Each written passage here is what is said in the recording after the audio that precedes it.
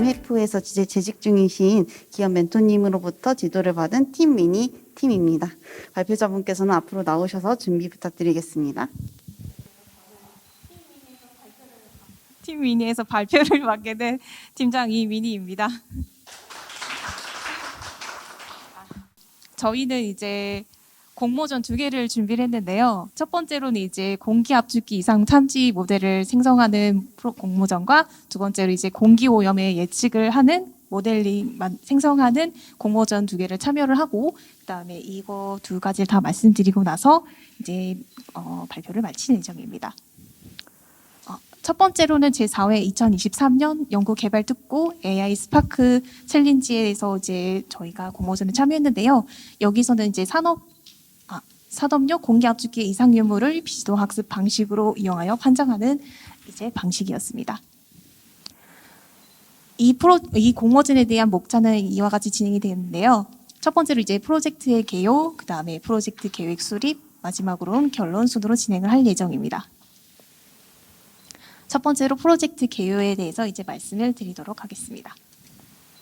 저희가 참여했던 프로그램은 AI 스파크 챌린지라는 경진대회 사이트에서 진행이 되었고 챌린지의 문제는 산업기기 피로도 예측 문제를 통해서 데이터 활용 및 인공지능을 통한 문제 해결에 대한 목적을 가지고 있습니다. 대회 기간은 2023년 4월 3일 월요일부터 4월 21일 금요일까지 진행되었습니다. 프로젝트의 배경으로는 그 산업용 공기 압축기 및 회전기기에서 모터 및 신부 온도, 진동 그리고 노이즈 등의 기기 피로도에 영향을 주는 요소이기 때문에 피로도의 증가는 장비가 고장에 이르는 원인이 되는 것으로 이제 시작이 되어서 목표로는 피로도 증가 시 데이터 학습을 통해 산업기기 이상 전조 증상을 예측하고 기기 고장을 예방, 그로 인하여 사고를 예방하는 모델을 개발하는 것에 있습니다. 다음으로는 팀 구성과 역할에 대해서 말씀드리겠습니다. 저희 팀은 이제 분석 방향 설정과 데이터 정제 및 정교화 그리고 모델링을 각각의 담당을 하여서 진행을 하고 이제 합산해서 분석을 하였습니다. 다음으로는 프로젝트 계획 수립입니다. 저희가 이제 부여받은 데이터에 대해서 설명을 드리자면 8개의 설비로부터 수집된 일정 주기의 데이터인데 트레인셋은 모두 정상 데이터이고 테스트셋은 정상 데이터와 이상 데이터가 함께 포함되어 있는 데이터입니다. 설비 번호로 측정된 데이터를 도합하여서 설비의 이상 징후를 예측하려고 이제 데이터는 형성되어 있습니다. 데이터는 흡입유량과 공기 말단 온도 그리고 토출 압력 모터의 회전수와 전류, 온도, 그리고 진동과 마지막으로는 이제 기기별 설비 번호인 타입이 있습니다.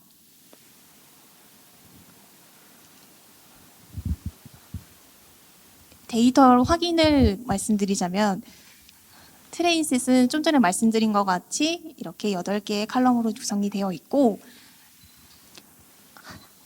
데이터는 이제 기기별 1시간마다 측정된 데이터로 구성이 되어 있습니다. 공모전 사이트에서는 이제 어느 일정에서 측정된 데이터인지는 기록이 되지 않고 순서대로 1시간마다 측정된 데이터라고만 이제 안내가 되어 있었습니다. 트레인셋은 2,463개의 행과 이제 테스트셋으로는 이제 7,389개의 행으로 구성이 되어 있습니다. 처음으로는 데이터 전처리 및 EDA를 말씀드리자면 데이터 전처리 과정에서 정교화로 칼럼 간의 스케일 편차가 너무 컸기 때문에 정교화가 필요로 생각이 되었습니다. 해서 데이터의 범위를 일정한 구간으로 조정하기 위해서 민맥스 스케일러를 사용하였습니다. 그 다음으로 이상 판단에 대해서 정의를 내렸는데 설정한 임계값을 벗어나면 이상으로 판단하기로 설정을 했습니다.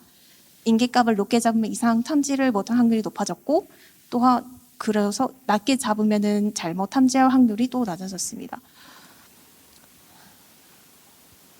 로스값이 평균보다 많이 낮을 때도 인계값을 설정 후 이상으로 판단하여 진행을 하였으나 오히려 성능이 떨어지는 것을 발견을 하였고, 모든 데이터가 정상인 트레인셋의 최저값의 105%를 인계값으로 설정해서 모델을 진행하도록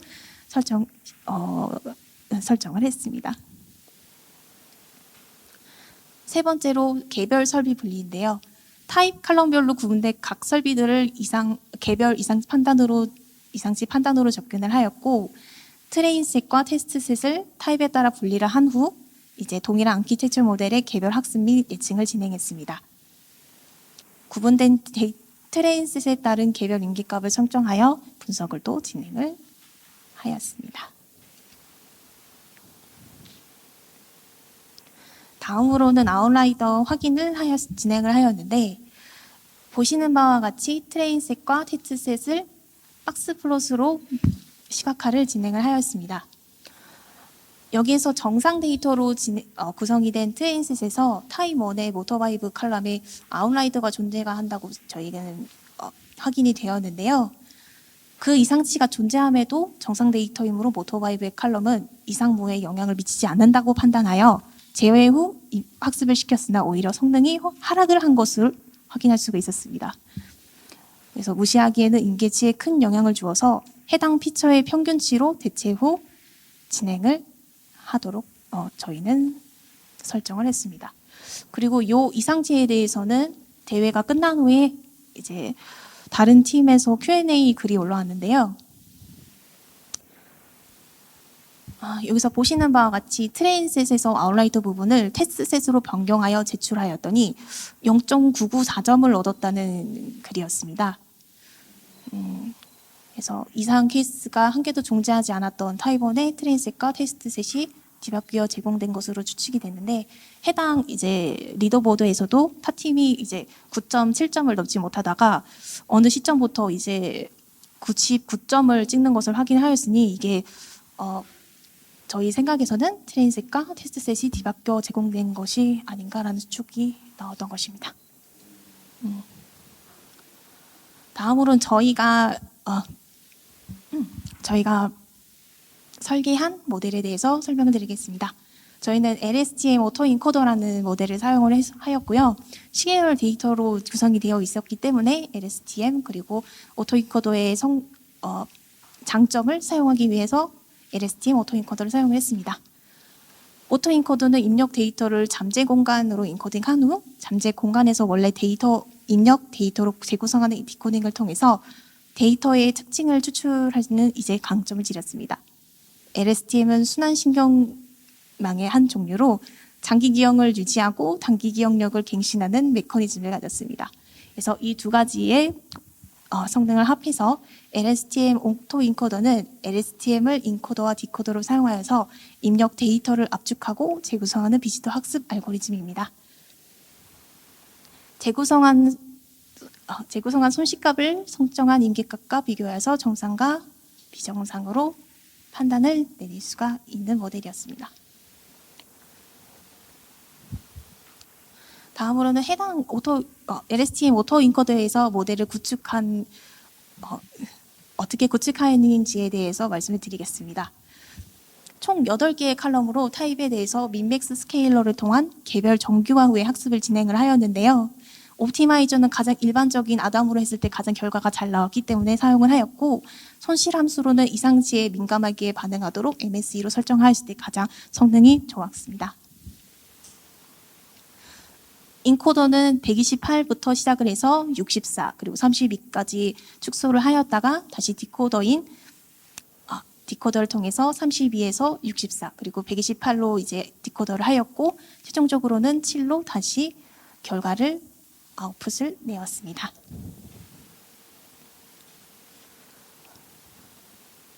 인계값을 어떻게 설정했는지에 대해서도 말씀을 드리겠습니다. 인계값은 로스값이 평균보다 많이 낮을 때에도 인계값을 설정한 후에 이상으로 판단하여 진행을 하였으나 오히려 성능이 떨어지는 것을 발견했고, 상단 인계값만을 설정하여 분석을 진행을 했습니다. 저희가 시도해본 인계값의 종류로는 첫 번째로 정적 인계값이 있었는데, 모든 데이터가 정생 케이스인 트레인셋의 최저값의 105%인 값을 인계값으로 설정을 하여 이와 같은 모습이 나타났습니다. 두 번째로는 동적 인계값을 사용하였고 이동평균과 이동표준 편차를 이용해서 동적 스레솔드의 정의를 하였습니다. 이동평균에다가 이제 이동표준 편차에 곱하기 2를 한 값을 스레솔드로 지정을 해주었고 결과는 이와 같은 그래프로 나타났습니다. 세 번째로는 카프만 어댑티브 무빙 에버리지를 사용을 했습니다. 이동평균을 이용한 동적 인계값이 단기적인 변화에 민감하다는 단점을 보완한 EMA 기반의 회복 탄력성을 가진 인계치였습니다. 그러나 저희가 가지고 있는 데이터의 각 타입당 가지고 있는 일정의 개수가 총 18일이 조금 넘는 데이터를 갖고 있었으므로 이 카마에 대한 인계값으로는 저희가 이점을 보지 못했습니다.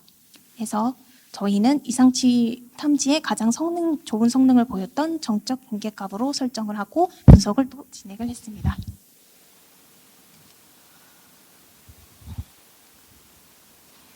해당 모델을 분석한 결과로 이제 그래프를 나타내었는데요. 0번부터 1번, 그리고 3, 4, 5, 그리고 여기 마지막으로 7번까지 그래프를 나타내었고 로스는 MSE로 설정, 그리고 인계값은 트레인셋의 최대값의 105%로 설정을 한 그래프입니다. 다음으로는 공모전을 진행한 결과를 말씀드리겠습니다. 최종 결과로 저희가 분석을 진행해 봤을 때에는 이상 판단 비율이 최대 13.52%, 그리고 최저로는 이상치를 갖고 있던 1번 타입의 0% 판단 비율이 나타났습니다. 총 합계로는 4.82% 평균의 이상치 판단 비율이 나타난 것으로 확인을 했습니다. 이 모델의 평가 매트릭으로는 F1 스코어가 사용이 되었고 제출 결과 가장 좋은 모델의 평가 점수로는 0.956 정도의 점수를 받을 수 있었습니다.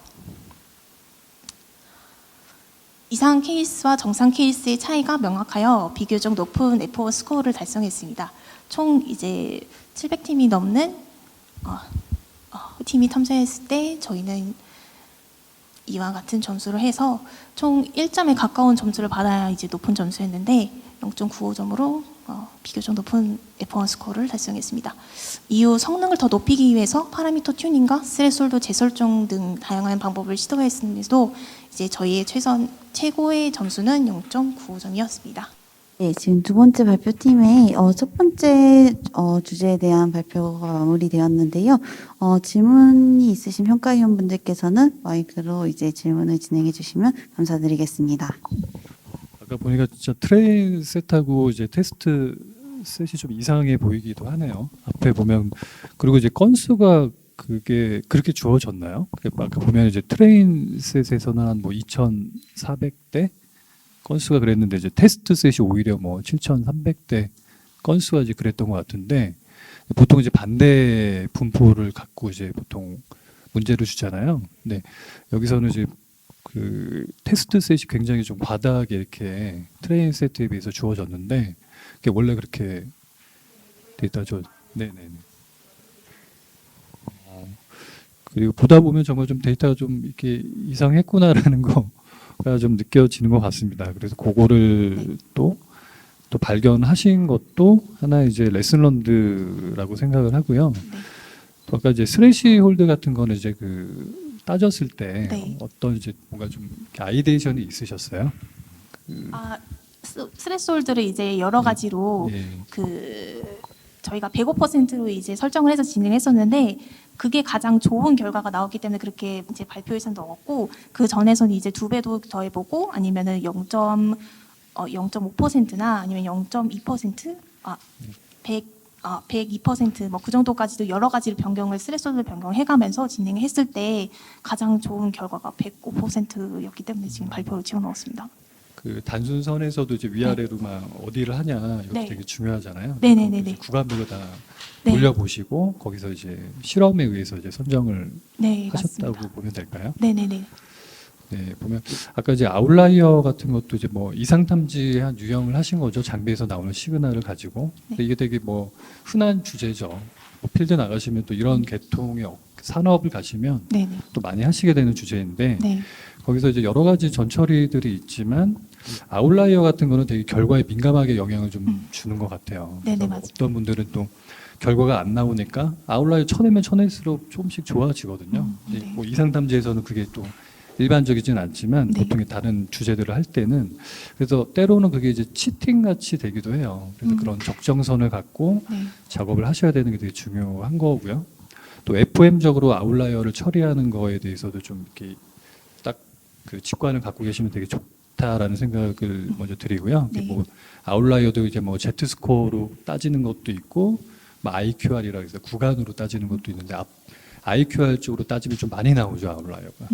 그래서 아웃라이어를 많이 빼내면 조금 더 모델이 좀 잘 되고 뭐 보통 이제 이런 경향이 있죠. 네. 그리고 지금처럼 아웃라이어를 빼내는데 그게 이제 일반적인 뭐 어떤 정상값으로 바꾸는 거가 뭔가 업무 로직이 좀 안 맞을 때는 네. 그 트렌드를 살려서 그렇게 처리하기도 해요. 그러니까 일반적인 뭐 그 교과서적인 가이드는 아니지만 예를 들어 뭐 그 상위만 10% 타일, 20% 타일의 값을 또 대신 매핑하기도 합니다. 그래서 아웃라이어는 없어지지만 네. 그 높았다는 경향을 좀 살려놓는 거죠. 그런 식으로 해서 좀 작업을 많이 하기도 하고요. 그리고 또 아까 그 테스트 데이터도 막 이렇게 EDA 하시고 하셨잖아요. 네. 네. 사실은 이제 테스트 데이터를 이제 테스트 데이터로 둬야죠, 정말로. 네, 맞습니다. 이제 뭐 그래서 저희가 이제 정말 데이터로 뭔가 찾아내고 네. 실제 결과 확인만 하는 거가 이제 테스트니까 네. 그렇게 하는 것도 이제 좀 이렇게 하시면 좋을 것 같다는 생각이 들고 또 모델도 되게 좀 어려운 모델도 쓰셨는데 보통 저렇게 이제 어떤 그 오토 인코더 뭐 이런 네. 개념이 들어가면은 그 우리 저는 시계열 데이터들이 보면 뭐 삐죽삐죽 막 이렇게 하잖아요. 그래서 네. 이제 부드럽게 피는 작업을 우리 이제 평활이라고 보통 부르는데 그거를 이제 딥러닝 쪽으로 푸는 거를 이제 오토 인코더라고 하죠. 그래서 이거를 줄였다가 다시 복원하는 과정에서 노이즈가 없어지고 네. 중요한 그 부분만 좀 남는다는 걸 좀 가정하고 하는 기법인 거죠. 네. 그래서 그런 그 평활에 대한 거, 딥러닝을 이렇게 쓰셔가지고 작업하신 거, 이런 이제 경험적인 부분은 되게 좀 고민을 많이 하셔서 좋은 것 같고요. 아까 그 평가 매트릭 같은 거에 대해서도 뭐 그 장표 같은 데 보면 좀 약간 소개가 되어 있는데 네. 이제 MSE를 또 사용한 이유 같은 것도 되게 좋게 들은 것 같습니다. 감사합니다. 되게 공모전에 이게 출품하셨네요. 대단하시네요. 이게 공모전 출품 시에 되게 주의해야 될 사항들이 몇 개 있는데 공모전의 기간이 짧잖아요. 예, 예. 기간이 짧으면 가장 먼저 해야 되는 게 데이터의 분포를 먼저 확인을 하고 그리고 트레인 관련된 모델 하나, 테스트 관련된 모델 하나, 두 개를 정해서 민맥스를 이렇게 두 개를 시계열로 맞춰서 민맥스를 정한 다음에 로스 펑션을 거기에 맞게서 정해서 정상치에 맞게끔 에러 로스가 얼마큼 떨어지는지를 확인하면 네. 이 데이터가 좀 꼬여 있어도 그게 찾아가거든요. 그 로스 펑션이 네. 그 매칭해서 네네. 옵티마이징을 하기 때문에 그러면은 제가 볼 때는 훨씬 좀 더 높은 어큐러시를 얻을 수 있지 않을까라는 생각을 했어요. 그러니까 트레인 테스트를 따로 줬다고 해서 꼭 트레인은 트레인만 쓰고 테스트는 테스트만 쓴다는 그 고정관념을 약간 벗어나면 네. 훨씬 더 좋은 성능을 얻지 않았을까라는 생각을 좀 해보게 됩니다. 그리고 두 번째로는 저 개별 설비를 분리해 가지고 데이터 전처리 과정에서 네. 개별 이상치 판단으로 접근했잖아요. 이때 네. 이제 활용했던 방법 자체가 이제 어떻게 보면 컨스트레인 옵티마이제이션인 것 같은데, 그러니까 뭐냐면 제약 조건을 두고 네. 옵티마이제이션 하는 거죠. 네. 근데 이게 어떻게 보면 제너럴라이즈가 좀 쉽지가 않아요. 그러니까 이렇게 되면은 어떤 일반화된 어떤 고장 탐지가 좀 쉽지가 않은데 네. 이것들을 했을 때 어떤 효과를 받는지에 대해서 조금 더 장표에 기술돼 있다면 그게 좀 플러스가 될 수 있지 않을까. 아, 이게 지금 타입별로 비치되어 있는 위치가 조금 달라서 그쵸. 같이 사용을 할 수는 없었더라고요. 그래서 맞아요. 타입을 구분을 해서 이제 어. 분석을 좀 그럼 타입으로 구분했을 때 네. 구분하지 않았을 때와 했을 때 네. 어떤 효과가 좀 아, 있었고 네네. 그런 것들이 이제 좀 가시적으로 보여지면 아, 좋은데 구간별로 하는 거는 물론 좋아요. 근데 네. 이게 그런 부분도 조금 왜냐면 그게 어떻게 보면 제너럴라이즈 했을 때 이게 지금 보시면 아시겠지만 거의 컷오프 스레시홀드 설정이 거의 메인 포커스거든요. 네, 맞습니다. 그죠, 그죠. 네. 그러면은 구간별로 봤을 때와 제너럴라이즈 했을 때 민 맥스 구간을 찾아서 그 네. 구간별로 스레시홀드를 탐지하는 과정들이 보여지면 좋은데 네. 이 컷오프 스레시홀드 설정했을 때 그냥 네. 겐또 때린 느낌이야. 그 부분이 약간 아쉽더라고요. 그러니까 왜냐면은 그것들을 찾아갈 때 네. 어떤 논리를 가지고 이렇게 접근했다라는 방향성을 가지고 있었으면 네, 좀 좀 더. 점수가 좋죠. 근데 지금 여기 보면 아주 무슨 얘기 그냥 아시죠? 막무가내로 그러니까 약간 네. 그래서 컨셉 옵티마이징 하는 건 좋은데 네. 거기 구간을 그 스레시홀드 값을 찾을 때 네. 전 이런 방법 해봤다. 뭐 이렇게 가면은 좀 더 심사위원들이 이런 방법도 해봤네. 이렇게 생각될 수 있다는 부분이죠. 그러니까 공모전에서 가장 중요한 부분은 정답을 찾는 것도 중요하고 어크래시 올리는 것도 중요하지만 네. 다양한 방법의 시도를 통해서 우리는 이 경험을 살려서 좀 더 높게끔 뭔가 성장할 수 있게끔 그런 다양한 시도를 스택을 쌓았다. 네. 이런 게 또 심사위원들은 또 반하거든요. 그걸로 그래서 그런 부분을 좀 향후 공모전 때는 네. 참 좀 아쉽네요. 죄송해요. 제가 노고를 모르고 이렇게 또 주제 넘는 바람에 좋은 게 아닌가. 네, 그래서 아무튼 뭐 그런 부분 좀 참고하시면 좋을 것 같습니다. 네, 네, 감사합니다. 감사합니다.